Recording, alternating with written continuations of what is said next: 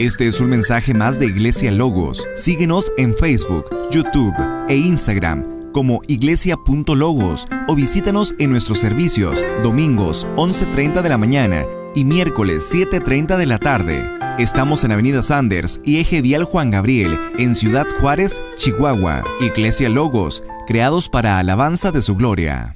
El tema es soportando las pruebas. Y tenemos la bendita palabra de Dios con nosotros. Esta es la palabra de Dios.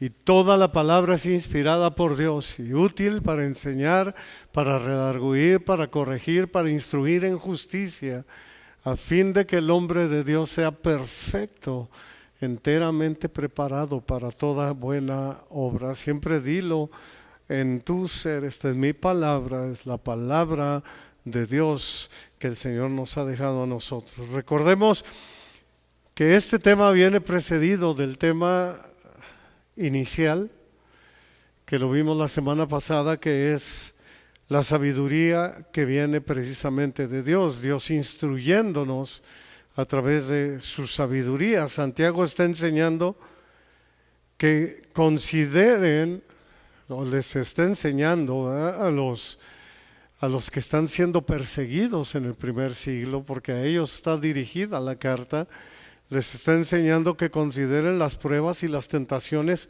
como algo inevitable. Y nos está enseñando a nosotros que esto lo consideremos y que podemos tener sumo gozo en medio de las pruebas debido a que son utilizadas para producir paciencia, o sea, para fortalecer nuestra vida. Prácticamente lo que está enseñando Santiago es, aunque sufras y aunque veas lo que veas, no te rindas, pase lo que pase, aunque estés bajo presión, no desmayes. La prueba de tu fe produzca paciencia, soportando las pruebas. Nos dice el verso 12, y así iniciamos, dice: bienaventurado el varón que soporta la tentación, porque cuando haya resistido la prueba, recibirá la corona de vida que Dios ha prometido a los que le aman. Siempre nuestro Dios nos da una promesa, siempre nuestro Dios nos da un regalo o nos da dones, y en este caso no es la excepción. Siempre dice: bienaventurado el hombre que soporta la tentación. Hay un buen regalo para aquellos que soportan las pruebas, y esto es maravilloso para nosotros. Esto suena como una de las bienaventuranzas de nuestro Señor Jesucristo. Ahí en el Sermón del Monte, Mateo 5:10, bienaventurados los que padecen persecución por causa de la justicia. Y luego viene el regalo, viene la promesa, dice: porque de ellos es el reino de los cielos. En estas declaraciones de promesas y recompensas, Jesús nos enseña lo bienaventurado que somos si nosotros aprendemos a contentarnos cualquiera que sea nuestra situación. Ese es el tema. Si nosotros soportamos la tentación, Santiago nos dice que obtendremos un beneficio grande. Porque así es como lo promete nuestro Señor. Su galardón es grande en los cielos, ¿verdad? Y siempre lo va a decir. Santiago no está diciendo dichoso el hombre que nunca es tentado. O sea, dichoso es bienaventurado. Tampoco está diciendo que será doblemente feliz el hombre que encuentra toda prueba fácil de vencer. En cambio, la promesa de bendición se da a quien soporta la tentación. Hay un regalo especial de bendición de Dios para el que puede decir no a la tentación o a la prueba, y aquel que pueda decir sí en obediencia a la palabra de Dios. a Dios. Dice la palabra, cuando haya resistido la prueba, recibirá la corona de vida. Aquí Santiago declara el propósito de Dios, el por qué permite nuestro Dios la prueba para nosotros. El propósito es bendecirnos a través de la vida eterna. Ese es el propósito de Dios. Hay que permanecer, hay que resistir. Cuando hayas resistido la prueba, recibirás la corona de vida. Nuestro Señor dice, hey, gócense y alégrense, porque su galardón es grande en los cielos. Y también nos motiva diciendo, porque de ustedes es el reino de los cielos. Soporten, aguanten, manténganse firmes. Las tentaciones son una de las muchas pruebas que enfrentamos en la vida. Y como lo vimos la semana pasada, las pruebas forman parte de nuestro crecimiento. Por eso el verso 2, ahí en Santiago 1, dice, hermanos míos, tengan por sumo gozo cuando se hallen en diversas pruebas. ¿Quién hoy en día? ¿Cuál psicólogo famoso me puedes poner o motivador famoso te dice gózate en medio de las pruebas? O disfruta cuando te halles estando tentado. ¿No? Porque mientras perseveramos a través de la tentación o prueba, somos recompensados. Recibiremos la corona de vida. Esto no es cualquier cosa. Y esto es lo que me encanta. Que Dios ha prometido a los que le aman. Bendito sea Dios. Demostramos nuestro amor al Señor por medio de resistir la tentación. Eso es lo que está enseñando aquí Santiago. Hay una corona de vida que está asegurada para los que corren con paciencia, que es la antigua palabra griega upomone, que lo vimos la semana pasada, que significa permanecer bajo presión. Es porque la aflicción promueve la santidad. Cuando más se corta el diamante, más brilla.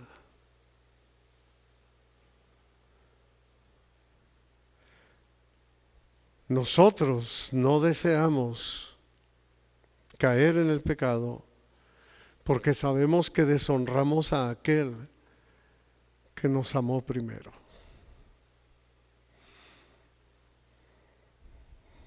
Bendito sea Dios por su palabra. Dice, soportando las pruebas. Y dice los versos 13 y 14, cuando alguno es tentado, no diga que es tentado de parte de Dios, porque Dios no puede ser tentado por el mal, ni Él tienta a nadie, sino que cada uno es tentado cuando de su propia concupiscencia es atraído y seducido. No diga que es tentado de parte de Dios, dice Santiago, porque Dios no puede ser tentado por el mal. No trates de culpar a Dios jamás por lo que está ocurriendo en tu entorno o alrededor. Es lo que está diciendo. La tentación no viene de parte de Dios. Dios la permite, pero no viene por parte de Dios, porque Él en sí mismo no nos seduce jamás a hacer el mal. Jamás. Dios a veces permite que grandes pruebas vengan a su pueblo. Y lo vemos desde el Antiguo Testamento con su pueblo en el desierto por 40 años. Te traje ahí para afligirte, para probarte, para saber qué es lo que había en tu corazón. muy simple y muy sencillo, le está escribiendo esto precisamente a la iglesia del primer siglo que estaban pasando por persecución. Incluso algunos de sus escogidos. Como lo vemos en Génesis 22, 1 y 2, aconteció después de estas cosas que probó Dios a Abraham. Y le dijo a Abraham, y le respondió aquí. Y dijo, toma ahora tu hijo, tu único Isaac, a quien amas, y vete a tierra de Moriah, y ofrécelo allí en holocausto sobre uno de los montes que yo te diré. Dios puede probar nuestra fe, pero sin recurrir al mal. Por eso nos dice Santiago de manera contundente, Dios no puede ser tentado por el mal, ni Él tienta a nadie. Dios no tiene capacidad alguna para hacer el mal y tampoco es vulnerable. O sea, tampoco puede caer en el mal. Satanás tienta, Dios pone la prueba. Pero la misma prueba puede ser una tentación del diablo. De antemano, la misma palabra que se traduce en el original griego para tentación es prueba también. Segunda de Corintios 12:7 nos dice el apóstol Pablo, otro de los escogidos de Dios, dice, y para que la grandeza de las revelaciones no me exaltase desmedidamente, me fue dado un aguijón en mi carne, un mensajero de Satanás que me abofeté para que no me enaltezca sobremanera. Es una prueba por parte de Dios, del lado de Dios, y una tentación por el lado de Satanás. Es como nosotros debemos de saber identificar rápidamente lo que está ocurriendo en nuestra vida, en nuestro ser. Así como Job sufrió a causa de Satanás y fue una tentación, así también se constituyó en una prueba para Job por medio de Dios. Amados, debemos permanecer, debemos resistir. Ese es el mensaje.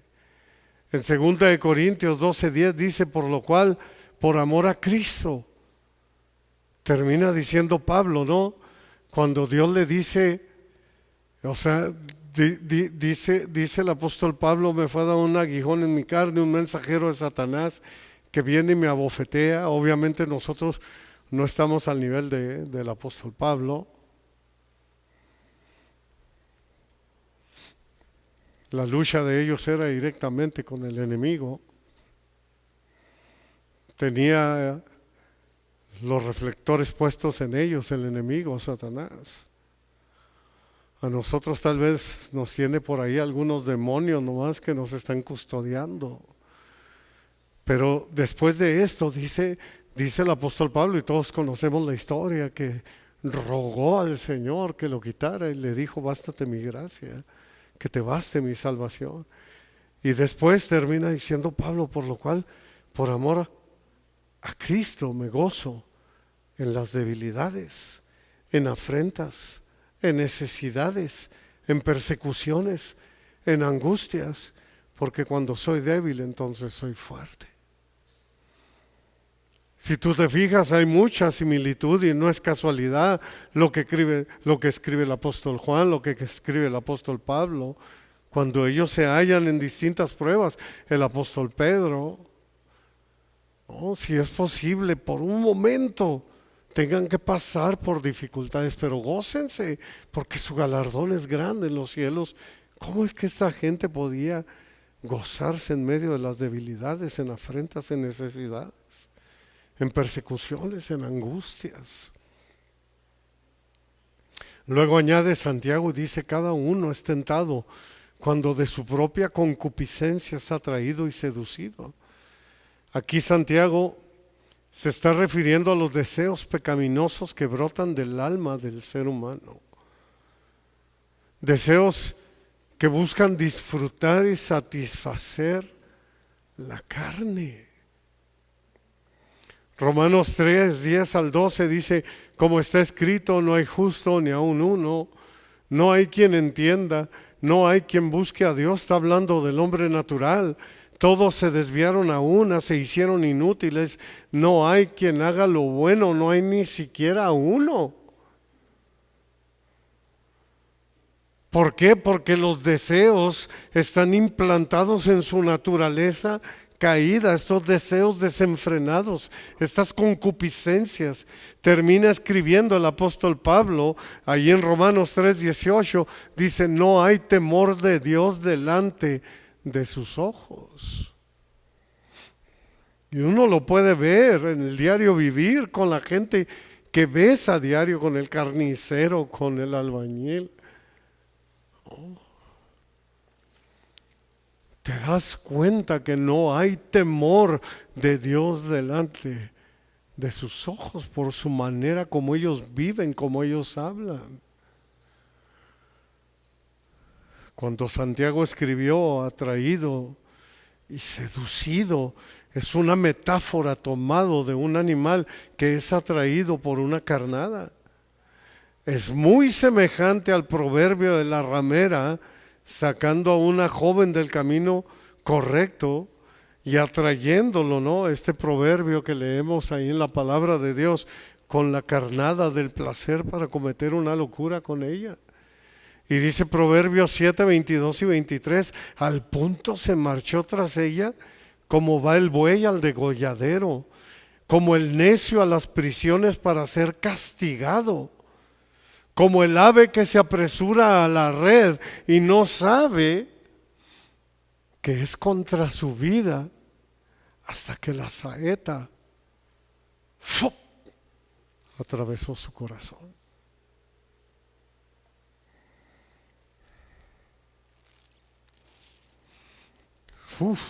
De esto está hablando precisamente también Santiago. Satanás nos tienta, pero la única razón por la cual él tiene éxito en medio de la prueba, en medio de la tentación,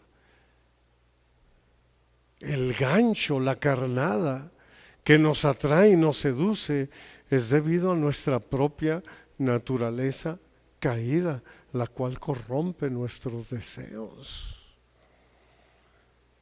Y nosotros como cristianos, como hijos de Dios, debemos mantener nuestros sentidos bien agudos en el discernimiento del bien y del mal y saber rápidamente de dónde viene. Nosotros por lo regular le damos demasiado crédito o culpamos constantemente al diablo por las cosas que nos acontecen, por los pecados que cometemos,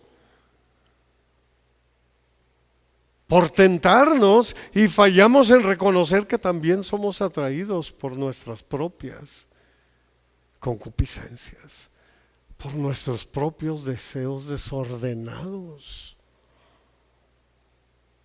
Verso 15 dice entonces, los deseos desordenados, o sea, la concupiscencia después que ha concebido, da luz el pecado. Cuando menos piensas, ¡fop!, la saeta atravesó tu corazón. O como dice la palabra, te deslizaste.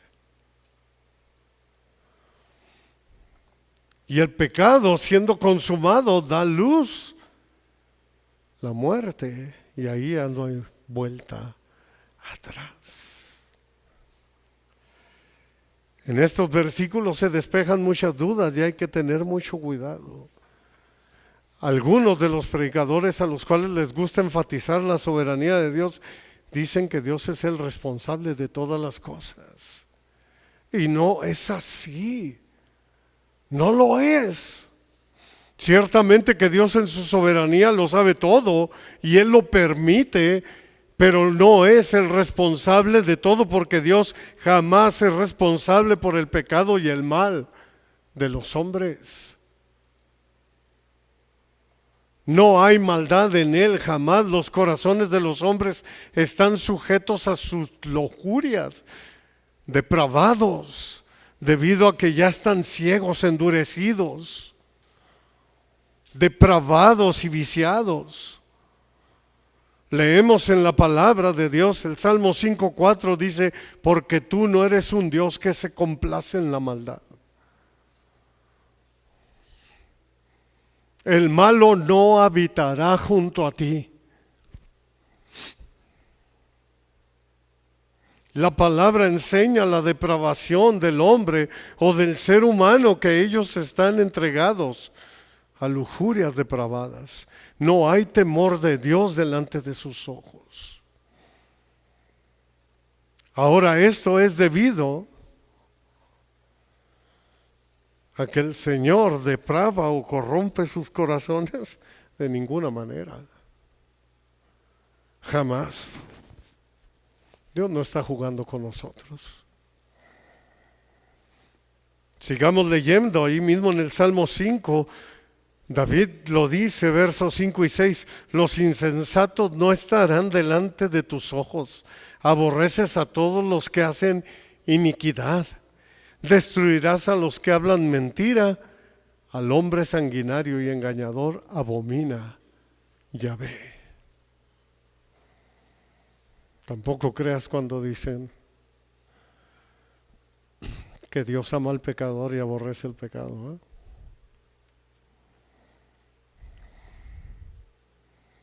Aquí está claro. Dios abomina a los que hacen iniquidades. Destruirá a los que hablan mentira, al hombre sanguinario y engañador abominará Yahvé. Dios nunca es el responsable por el pecado o la condenación de ningún hombre. Por eso nuestro Señor Jesucristo dijo con claridad, Juan 10:10, el ladrón no viene sino para hurtar y matar y destruir. Yo he venido para que tengan vida y para que la tengan en abundancia. Que nos quede muy claro, este es el mensaje que Santiago nos está dejando, que el Espíritu Santo nos está dejando hoy en esta tarde. El responsable del mal y del pecado es el diablo. Nuestro Señor Jesucristo, ahí en Juan 8:44, les dice a los fariseos, ustedes son de su padre el diablo y los deseos de su padre quieren hacer. Él ha sido homicida desde el principio y no ha permanecido en la verdad porque no hay verdad en él. Cuando habla mentira, de suyo habla porque es mentiroso y padre de mentira. Lamentablemente el ser humano quedó infectado al momento de ser seducido por el mal. Adán y Eva quedaron seducidos y tú y yo nacemos con esa condenación que únicamente se quita en Cristo Jesús. Primera de Juan 3:8 dice, el que practica el pecado es del diablo, porque el diablo peca desde el principio. Para esto apareció el Hijo de Dios, para deshacer las obras del diablo. Yo he venido, dice Jesús, para que tengan vida y para que la tengan en abundancia. Dice Santiago, que te quede claro que Dios es bueno. No hay maldad en Él, jamás. Él no es el autor del mal. Los responsables del pecado y la maldad son solo el diablo y tú. Nadie más. Nunca jamás Dios. Así que no les creas a esos predicadores que dicen que Dios también es el responsable de la maldad. Jamás. Jamás. Versos 15 y 17. Esto va creciendo así como en la música. Dice Santiago, amados hermanos míos, no erren. Toda buena dádiva y todo don perfecto desciende de lo alto del Padre de las luces, en el cual no hay mudanza ni sombra de variación. Termina dando un mensajazo con estos dos versículos que ahorita nos daremos cuenta. No erren. Si tan solo recordamos qué es lo que realmente hace Satanás, que ha venido para matar, hurtar y destruir, entonces resistiremos las tentaciones, las decepciones y las pruebas.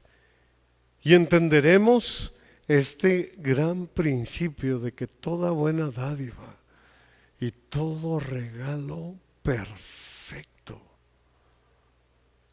desciende de lo alto, del Padre de las luces, en el cual no hay mudanza ni sombra de variación. ¿Cuál es el regalo perfecto que desciende del cielo?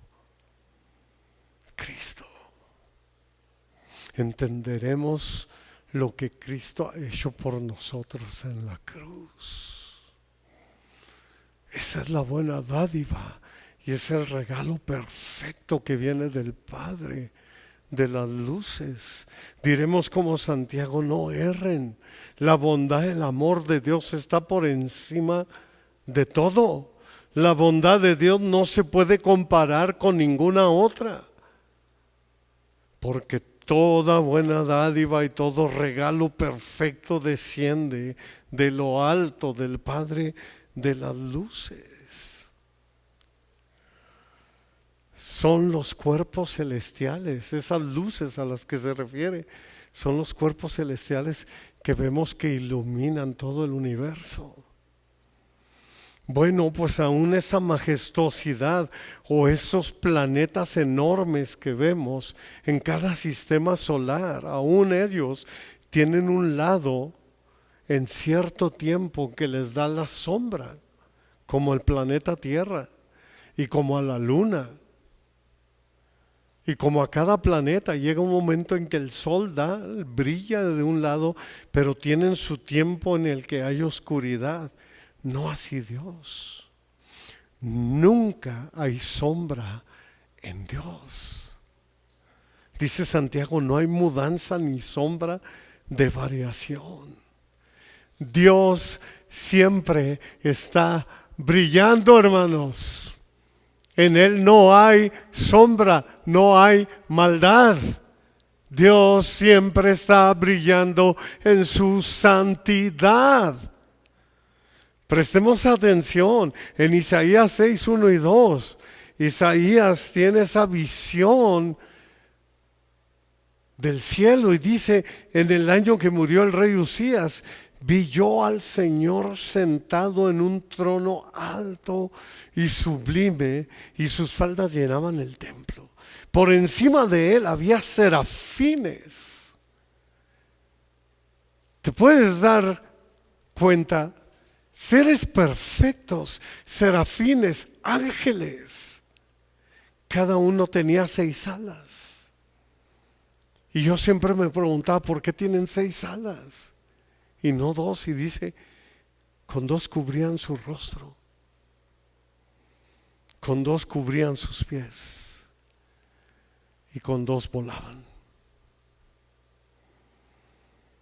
Aún estos seres perfectos no pueden resistir la santidad de Dios, el brillo de Dios. Tienen que cubrir su cara y sus pies. ¿Te acuerdas con Moisés? Él bajaba resplandeciente. ¿Y qué le decía el Señor? Quita el calzado de tus pies, porque el lugar que pisas santo es. Bendito sea Dios. Dios es bueno, amados hermanos. Dios siempre está brillando. No erren, no se equivoquen, no divaguen, no erren. En Dios no hay maldad, no erren. Dios nunca haría al ser humano malo, no erren. Dios siempre está brillando, dice Santiago. Crean en Él. Él es santo, santo, santo. Primera de Juan 1:5. Este es el mensaje que hemos oído de Él y les anunciamos: Dios es luz y no hay ningunas tinieblas en Él. Bendito sea Dios. Dios siempre está brillando. Y se puede decir que el verso 18 es más directamente para el cristiano del primer siglo. Dice, Él de su voluntad nos hizo nacer por la palabra de verdad para que seamos primicias de sus criaturas. Él de su voluntad. Santiago entendió que el regalo de la salvación fue dado por Dios y no ganado por el hombre, por su arduo trabajo, jamás, sino que es por gracia, por su voluntad. Nos hizo nacer para la salvación. Nos hizo nacer por la palabra de verdad. Bendito sea Dios que nos dejó su bendita palabra. Dios mostrándonos la palabra está santificándonos en su verdad, en su palabra. Él nos está regenerando con su palabra. Dios hizo todo lo que hizo movido solo por sí mismo, por su voluntad. Primera de Pedro 1:23 dice, siendo renacido no solo de simiente corruptible, dice el apóstol Pedro, sino de incorruptible por la palabra de Dios que vive y permanece para siempre. Así de importante es la palabra de Dios, porque como el sol distribuye sus rayos de luz, para Dios distribuir los rayos de su gracia eterna es también muy natural. Su palabra transforma, su palabra regenera y nos da una nueva vida. Nos hizo nacer por la palabra de verdad, para que seamos primicias de sus criaturas. Este es el mensaje que le da a los cristianos del primer siglo, y veamos lo que nos está enseñando al Señor. En los versos anteriores Santiago enseña lo que la lujuria del hombre produce, que es lo que nosotros estuvimos viendo, lo que es el pecado y la muerte. Y aquí está enseñando lo que es la voluntad de Dios, que produce salvación para los cristianos del primer siglo como una especie de primicias de sus criaturas. Esta es la motivación que Dios le está dando a estos cristianos dispersos, que también el apóstol Pablo se los dice a los romanos y se los dice a los de Corintios. El apóstol Pedro se los dice a los expatriados. Y les dice el apóstol Pablo en 1 Corintios 15:16, si las primicias son santas, también lo es la masa restante. Mira qué importante, que el Espíritu Santo abra nuestros oídos. Y si la raíz es santa, la salvación viene a los judíos y de ahí se extiende a los gentiles, también lo son las ramas. Escribió Santiago, primicias de sus criaturas, se refiere a muchos cristianos que habría más tarde de entre la multitud. En todos los países, una humanidad, una cosecha muy amplia y abundante, de acuerdo a Deuteronomio, hablando de las cosechas, de las primicias. Ellos son las primicias. Así es que Santiago los está motivando y les dice, hey, ustedes son primicias. Ustedes son de los primeros de algo grande, de una cosecha grande que viene a través de los siglos. Así es que aquellos lectores de Santiago eran precursores de muchos cristianos que vendrían en siglos venideros hasta el día de hoy. Espero que estemos tú y yo ahí, dentro de esa cosecha abundante que está esperando con paciencia. Aún el mundo entero está anhelando ese momento de estas primicias del tiempo de Dios. Así que soportemos, amados hermanos, las pruebas. cuando nos hallemos en diversas pruebas, soporta la prueba.